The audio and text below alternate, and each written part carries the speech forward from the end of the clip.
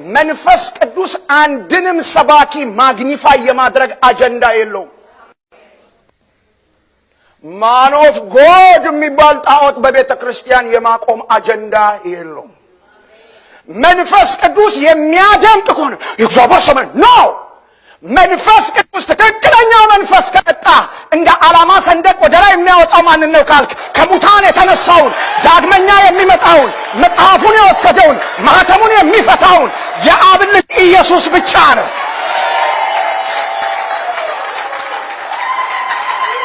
This is the Spirit of God.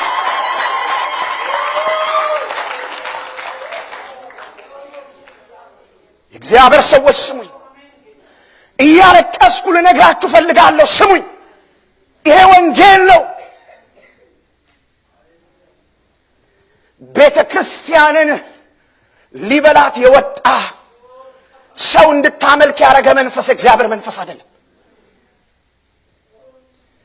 በግል ከመንፈስ ቅዱስ ጋር ስትገናኝ ኢየሱስ የነገረህን ያሳስብሃል፣ ያድናል።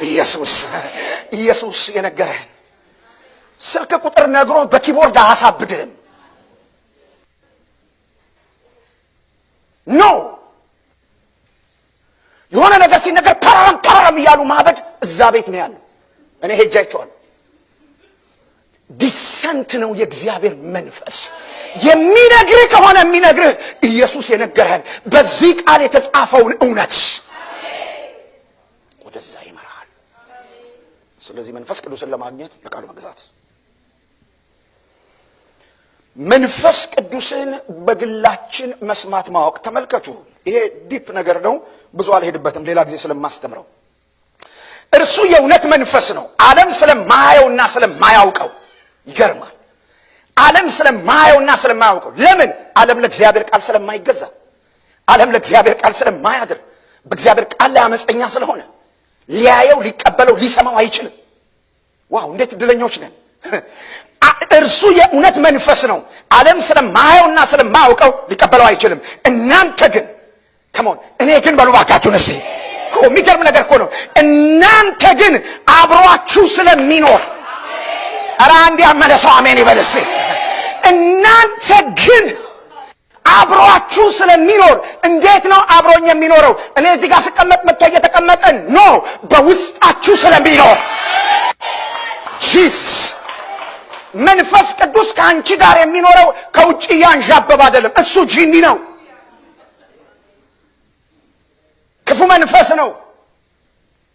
እውነተኛው የእግዚአብሔር መንፈስ ለእግዚአብሔር ቃል ማደር ስትጀምር ውስጥ ነው የሚኖረው አንተው። ስለዚህ ታውቀዋለህ። ትውውቅ፣ ኮሚኒኬሽን። ትውውቅ ማለት ኮሚኒኬሽን ማለት ነው። መረጃ ማግኘት ማለት አይደለም። ኮሚኒኬት ማድረግ፣ ኢንተራክት ማድረግ ከማን ጋር? ከእግዚአብሔር መንፈስ ጋር። የት? እኔ ውስጥ ሰማ የሆነ ነገር ከዛ ይሰማኛል። ኖ፣ የምሰማ ከሆነ የምሰማው ከውስጥ ነው።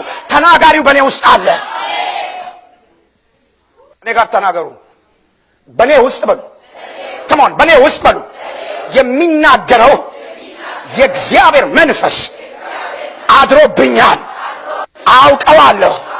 ከውጭ አልጠብቅም፣ ከውስጥ ይናገራል። የአብ ስም ለዘላለም ይቀደስ።